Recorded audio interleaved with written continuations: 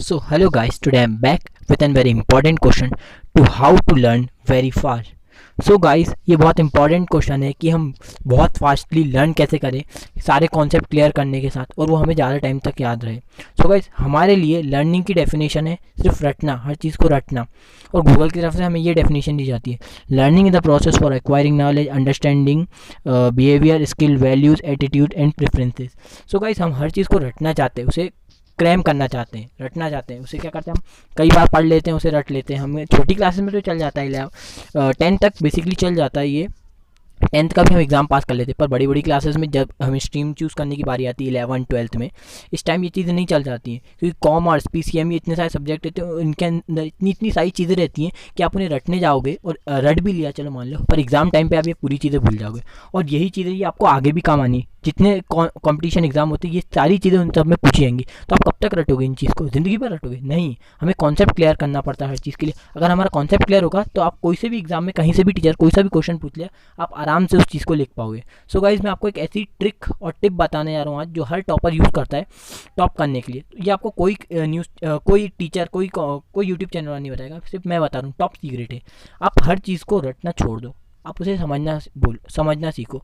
आप हर बार ये सोचते हो कि हम मैं समझूंगा, टेबल चेयर पे बैठते हो, एक दो टॉपिक को लिख के देखते हो, मैं समझूंगा, और थोड़ी देर बाद अपना एटीट्यूड धीरे होता है, बस वापस अपने रटने पे आ जाते हो. सो गाइस, समझना किसे कहते हैं?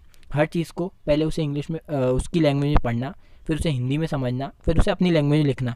इससे क्या होता है, वो आपके चीज़ माइंड में बैठ जाती है और वो आपको कभी कभी भी पूछ लो आप उससे, एक बार बस उसे आप रिवीजन करोगे एग्जाम से पहले और आराम से लिख के आ जाओगे. पर रटने में क्या, आप हज़ार चीज़ें रट के जाओगे एग्जाम में, वो पूरा भूल जाओगे.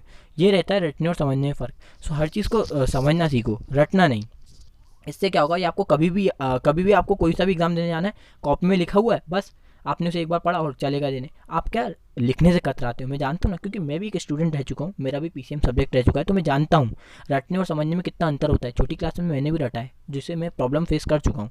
सो हर चीज़ को समझो. आप क्या करते हो, आप लिखने से कतराते हो, मैं भी कतराता लिखने से. लिखने में टाइम जाएगा, कॉपी भरेगी. अरे भाई, ये एक आपका जैसे आप FD कराते हो ना, जैसे उसमें पैसा जमा करते हो और आप उसे बाद में निकालते हो तो बढ़ के निकलता है, वैसे ही पढ़ने में जो आप पैसा जमा करोगे वो आपके बाद में जो जॉब लगेंगी उसमें जो आपको पैसा मिलेगा वो आपका इन्वेस्टमेंट है. तो आप उसे कंजूसी करना तो बिल्कुल मत करो. आप क्या करो, उस चीज़ को लिखो. उससे क्या होगा, आपका जो एग्ज़ाम टाइम पे जो है ना, एग्ज़ाम के समय ये आपकी स्पीड भी बहुत बढ़ाएगा. आप लिखने सीखोगे, आपकी स्पीड बढ़ेगी, आपकी हैंड राइटिंग इंप्रूव होगी. तो ये बहुत इंपॉर्टेंट है. आप रटोगे, कब तक रट पाओगे?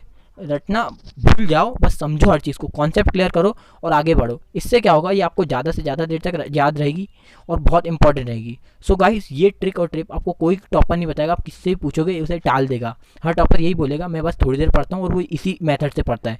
सो गाइस, ये ट्रिक और ट्रिप बहुत इंपॉर्टेंट है जो मैंने आपको बताई, और टॉप सीक्रेट. सो गाइस, ये ट्रिक और टिप सुनने के बाद आप अब पक्की बात है एग्जाम में टॉप कर जाओगे. सो गाइस, प्लीज़ इस ट्रिक और टिप सुनने के बाद प्लीज़ लाइक और सब्सक्राइब करना, और विजिट करने के लिए बहुत बहुत शुक्रिया मेरे चैनल पर. जय हिंद.